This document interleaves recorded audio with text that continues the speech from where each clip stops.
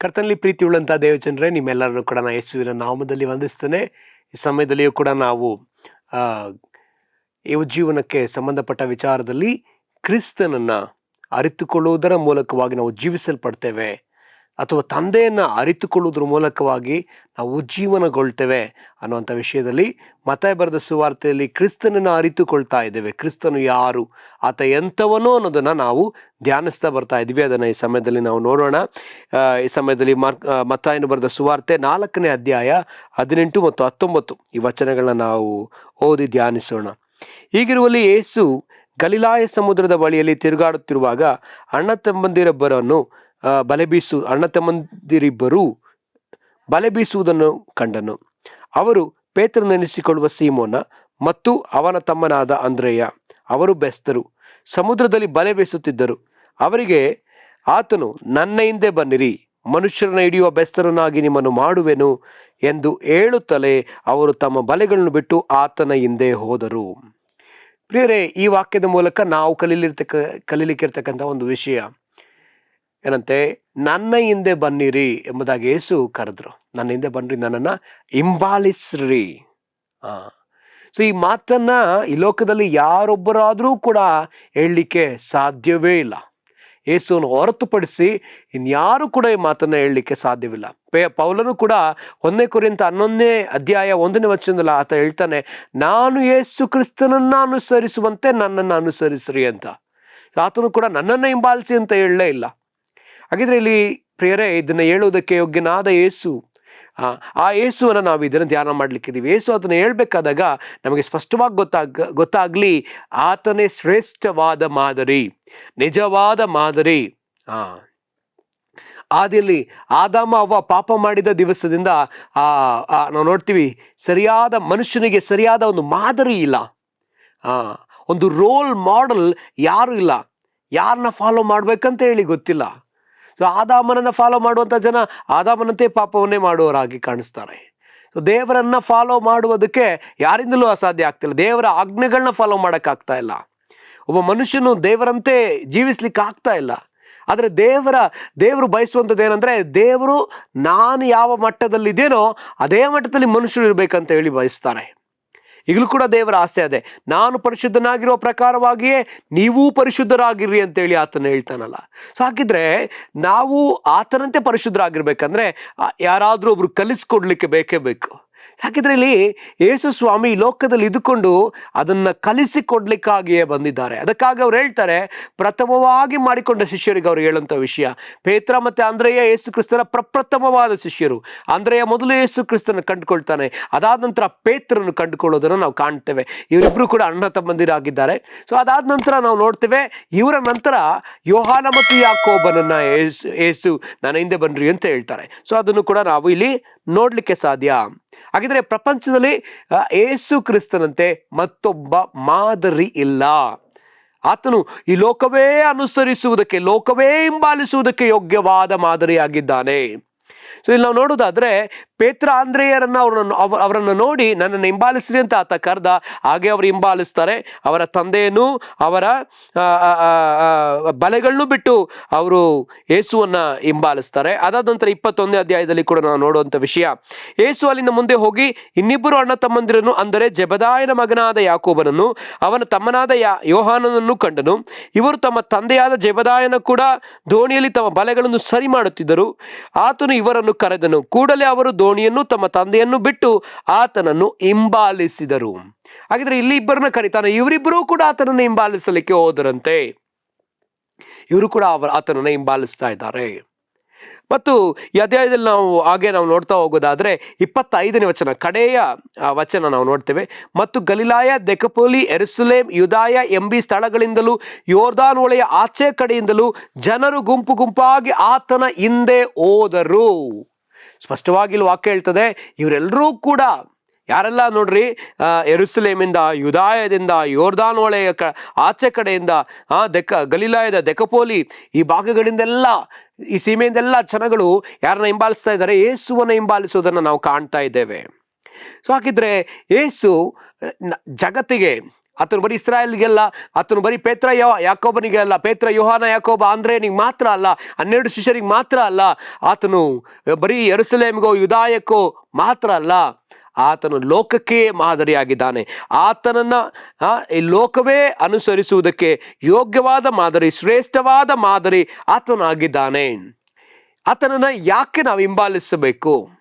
So ನಾವು ನೋಡಿದ್ರೆ ಅನೇಕ ಉದಾಹರಣೆಗಳಿದೆ, ನಾವು ನೋಡ್ಲಿಕ್ಕಿದ್ದೇವೆ. ಮೊದಲನೇದಾಗಿ ಆತನನ್ನು ನಾವು ಯಾಕೆ ಹಿಂಬಾಲಿಸ್ಬೇಕಂತ ಹೇಳಿದ್ರೆ, ಮೊದಲನೇದಾಗಿ ಆತನು ದೈವಿಕವಾದ ಒಂದು ಏನಾಗಿದ್ದಾನೆ, ಉದಾಹರಣೆ, ಮಾದರಿಯಾಗಿದ್ದಾನೆ, ದೈವಿಕತೆಗೆ ಮಾದರಿಯಾಗಿದ್ದಾನೆ. ಸೊ ಅದನ್ನು ನಾವು 1 ಪೇತ್ರ 2ನೇ ಅಧ್ಯಾಯ 21ನೇ ವಚನದಲ್ಲಿ ನಾವು ನೋಡ್ಲಿಕ್ಕೆ ಸಾಧ್ಯ.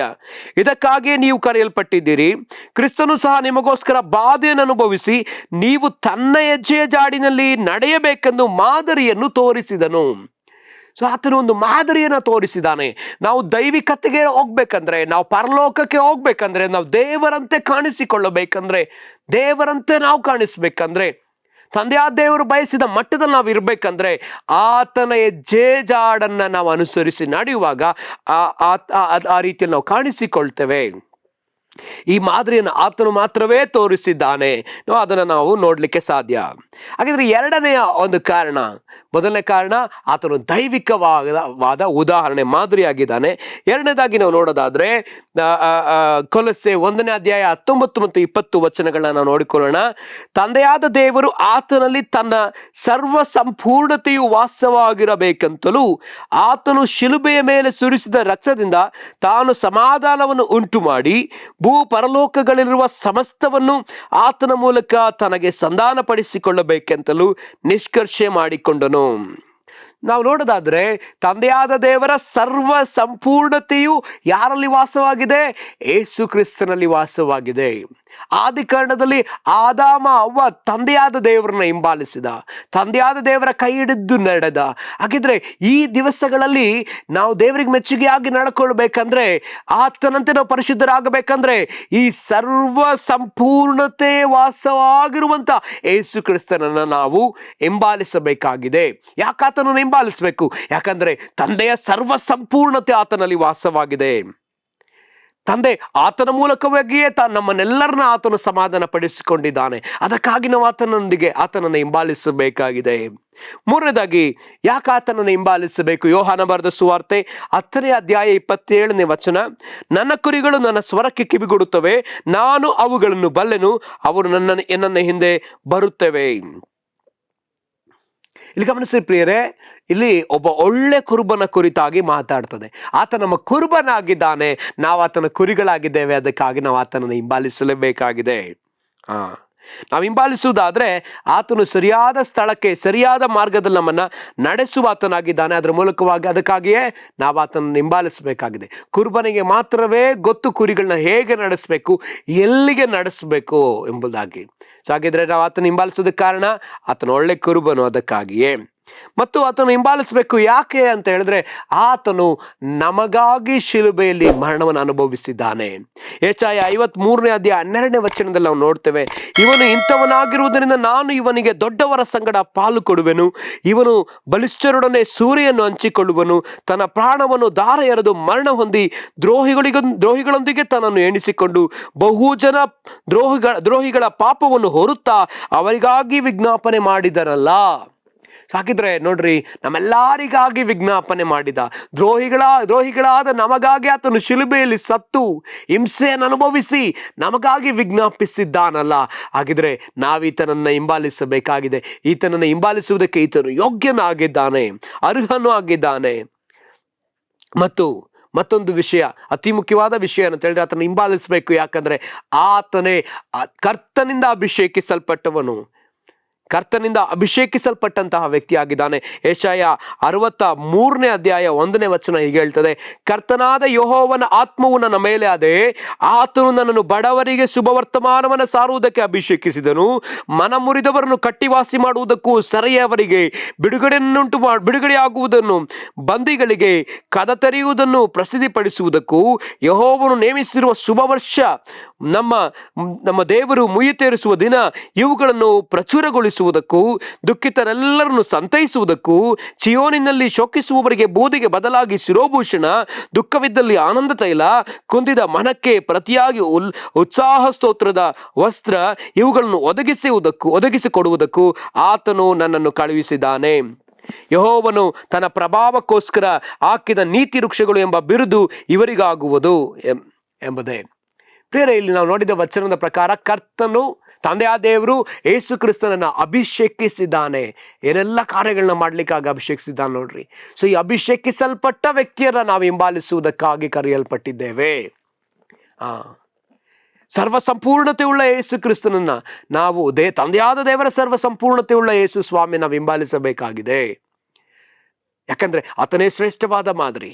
ಆತನು ಆತನ ತಂದೆ ನಡೆದಾಗೇ ನಡೆದಿದ್ದಾನೆ.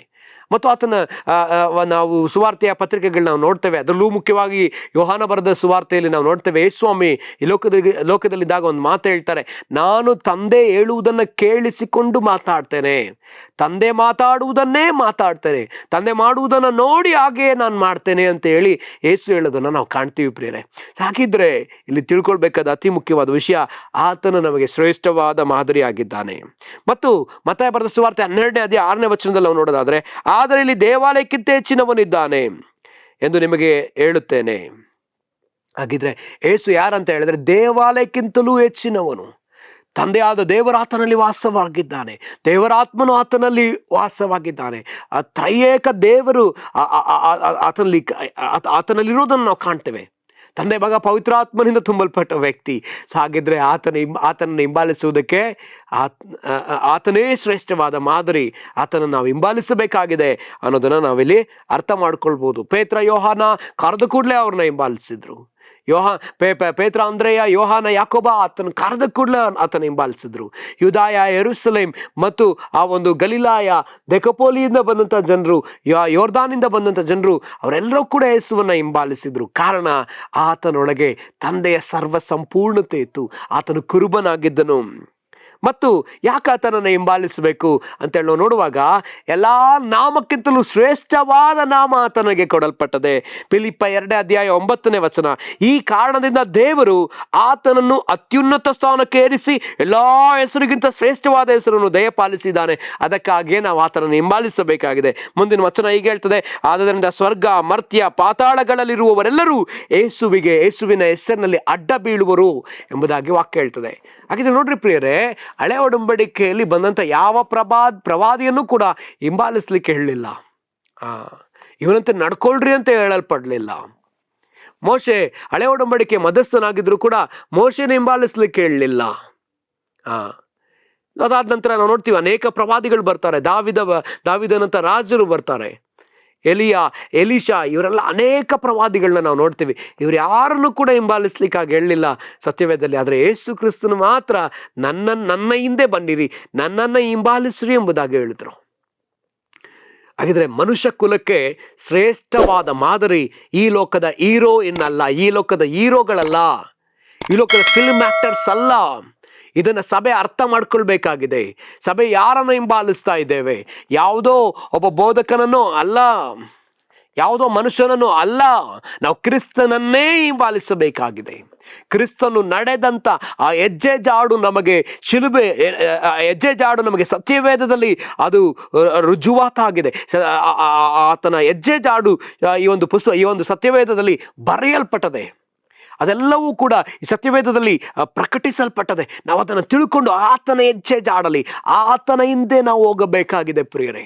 ಆತನನ್ನು ಹಿಂಬಾಲಿಸುವುದಾದ್ರೆ ಮಾತ್ರವೇ ನಾವು ದೊಡ್ಡ ಮಟ್ಟದ ಉಜ್ಜೀವನವನ್ನು ಕಾಣಲಿಕ್ಕೆ ಸಾಧ್ಯ. ನಮ್ಮ ದೇಶದ ಉಜ್ಜೀವನ ಕಾಣಬೇಕಂದ್ರೆ ನಾವು ಕ್ರಿಸ್ತನನ್ನು ಹಿಂಬಾಲಿಸುವವರಾಗಬೇಕು. ಆತನ ಹೇಳ್ತಾನೆ, ನನ್ನ ಹಿಂದೆ ಬನ್ನಿರಿ, ನನ್ನನ್ನ ಹಿಂಬಾಲಿಸ್ರಿ, ನಾನು ನಿಮ್ಮನ್ನ ಮನುಷ್ಯರನ್ನ ಹಿಡಿಯುವ ಬೆಸ್ತರನ್ನಾಗಿ ಮಾಡ್ತೇನೆ. ಮೀನುಗಳನ್ನ ಹಿಡಿತಾ ಇದ್ದೇವೋ, ಮೀನುಗಳನ್ನ ಹಿಡಿಯುವ ಬೆಸ್ತರಾಗಿದ್ದಾರೆ ಪೇತ್ರಯ್ಯ, ಆದ್ರೆ ಈಗ ಅವ್ರನ್ನ ಮನುಷ್ಯರನ್ನ ಹಿಡಿಯೋ ಬೆಸ್ತರನ್ನಾಗಿ ಮಾಡ್ತೀನಿ ಅಂತ ಹೇಳಿ ಯೇಸು ಹೇಳ್ತಿದ್ದಾರೆ. ಉಜ್ಜೀವನ ಕಾಣ್ಬೇಕಾ? ಲಕ್ಷ ಗಟ್ಟಲೆ ಗುಂಪಾಗಿ ಜಂಪೆ ಆಗಿ ಜನಗಳನ್ನ ನಾವು ಕ್ರಿಸ್ತನ ಕಡೆಗೆ ನಡೆಸಬೇಕಾ? ಹಾಗಿದ್ರೆ ಈಗ ನಾವೇನ್ ಮಾಡ್ಬೇಕಾಗಿದೆ? ನಾವು ಆತನನ್ನ ಹಿಂಬಾಲಿಸಬೇಕಾಗಿದೆ. ಆತನ ಹೇಳುವ ಮಾತಿನ ಪ್ರಕಾರ ನಾವು ಬಲೆಯನ್ನು ಹಾಕಬೇಕಾಗಿದೆ. ಆತನನ್ನು ಹಿಂಬಾಲಿಸಿ ಆತನ ಹೇಳುವುದನ್ನು ಕೇಳಿ ಹಾಗೆಯೇ ಬಲಗಡೆಗೆ ಬಲೆ ಹಾಕಿದ್ರೆ ಅಲ್ಲಿ ಬಲೆ ತುಂಬ ಮೀನು. ಹಾಗಿದ್ರೆ ಯೇಸು ಹೇಳಿದಾಗೇ ನಡೆದದ್ರಿಂದ ನಾವು ನೋಡ್ತೇವೆ ಇಸ್ರಾಯೇಲ್ನ ಅನೇಕ ಹಳ್ಳಿಗಳಲ್ಲಿ ಯೇಸು ಕ್ರಿಸ್ತನನ್ನು ಹಿಂಬಾಲಿಸುವವರು ಅಧಿಕವಾದರು. ದೊಡ್ಡ ಉಜ್ಜೀವನ, ಅನೇಕರು ಗುಂಪು ಗುಂಪಾಗಿ ಕ್ರಿಸ್ತನನ್ನು ಹಿಂಬಾಲಿಸುವುದನ್ನು ನಾವು ಕಾಣ್ತೇವೆ ಪ್ರಿಯರೇ. ಹಾಗಿದ್ರೆ ಈ ಕಡೆಯ ದಿವಸದಲ್ಲಿಯೂ ಕೂಡ ಅನೇಕರು ಕ್ರಿಸ್ತನ ಕಡೆಗೆ ಬರಬೇಕು. ಆದರೆ ಅದಕ್ಕೆ ಮೊದಲನೇದಾಗಿ ನಾವು ಕ್ರಿಸ್ತನನ್ನು ಹಿಂಬಾಲಿಸುವವರಾಗಬೇಕಾಗಿದೆ. ಕ್ರಿಸ್ತನು ನಡೆದಂತೆ ನಾವು ನಡೆಯಬೇಕಾಗಿದೆ. ಕ್ರಿಸ್ತನ ಮಾತಾಡಿದಂತೆ ನಾವು ಮಾತಾಡಬೇಕಾಗಿದೆ. ಕ್ರಿಸ್ತನ ಗುಣ ಸ್ವಭಾವಗಳನ್ನ ನಾವು ಹಾಗೆ ಅನುಸರಿಸುವುದಾದರೆ ಉಜ್ಜೀವನ ಖಂಡಿತ ನಾವು ಕಾಣಲಿಕ್ಕಿದ್ದೇವೆ. ಸೊ ಅದಕ್ಕೋಸ್ಕರ ನಮ್ಮನ್ನು ಸಮರ್ಪಣೆ ಮಾಡಿಕೊಳ್ಳೋಣ. ಕರ್ತನೆ, ಈ ಸಮಯದಲ್ಲಿ ನಾವು ಪ್ರಾರ್ಥಿಸ್ತೇವೆ ಸ್ವಾಮಿ. ಹೌದಪ್ಪ ಕರ್ತನೆ, ನೀನೇ ಶ್ರೇಷ್ಠವಾದ ಮಾದರಿ ಕರ್ತನೆ, ನಿಜವಾದ ಮಾದರಿ ಕರ್ತನೆ. ಆದಾಮನಿಂದ ಕರ್ತನೆ, ಹೌದಪ್ಪ ಹೊಸ ಒಡಂಬಡಿಕೆಯಲ್ಲಿ ಕರ್ತನೆ ಅಪ್ಪ ಸ್ಥಾನಿಕರಾದ ಯೋಹಾನವರೆಗೂ ಕರ್ತನೆ ಯಾರೊಬ್ಬರಾದರೂ ನಿಜವಾದ ಮಾದರಿಯಾಗಿರ್ಲಿಕ್ಕೆ ಆಗ್ಲಿಲ್ಲ ದೇವನೇ. ಯಾರು ದೇವರೇ ಮನುಷ್ಯನಿಗೆ ಮಾದರಿಯಾಗಿರ್ಲಿಕ್ಕಾಗಲಿಲ್ಲ. ಆದರೆ ನೀನು ಶ್ರೇಷ್ಠವಾದ ಮಾದರಿಯಾಗಿದ್ದಿ. ನಿನ್ನನ್ನು ಮನುಷ್ಯ ಕುಲವು ಹಿಂಬಾಲಿಸುವುದಕ್ಕೆ ಅರ್ಹನಾದ ಮಾದರಿ ಕರ್ತನೆ. ನಿನ್ನ ಹೆಜ್ಜೆ ಜಾಡನ್ನ ಕರ್ತನೆ ಹಿಡಿದು ನಾವು ನಿನ್ನ ಮಾದರಿಯನ್ನು ಅನುಸರಿಸುವವರಾಗಿರೋದಕ್ಕೆ ಸಹಾಯ ಮಾಡು. ಹೇಗೆ ಪೌಲನು ಅನುಸರಿಸಿದನೋ ಹಾಗೆಯೇ ಸಭೆಯು ನಿನ್ನನ್ನು ಅನುಸರಿಸಲಿ ಅಪ್ಪ. ದೊಡ್ಡ ಜೀವನವನ್ನು ಕಾಣಲಿ ಕರ್ತನೆ. ಮನುಷ್ಯರನ್ನ ಹಿಡಿಯುವ ಬೆಸ್ತರನಾಗಿ ಆಗಲಿ ಕರ್ತನೆ. ಸ್ವಾಮಿ ನಿನಗೆ ಸ್ತೋತ್ರ, ಮಹಿಮೆ ನಿನಗೆ ಸಲ್ಲಿಸ್ತೇನೆ ಸ್ವಾಮಿ. ನಜರೇತಿನ ಯೇಸುವಿನ ನಾಮದಲ್ಲಿ ಪ್ರಾರ್ಥಿಸ್ತೇನೆ ಪ್ರೀತಿಯ ತಂದೆಯ ದೇವರೇ, ಆಮೆನ್. ಎಲ್ಲರಿಗೂ ಕರ್ತನ ನಾಮದಲ್ಲಿ ವಂದಿಸ್ತೇನೆ. ಕರ್ತನ ನಿಮ್ಮೆಲ್ಲರನ್ನೂ ಆಶೀರ್ವದಿಸಲಿ.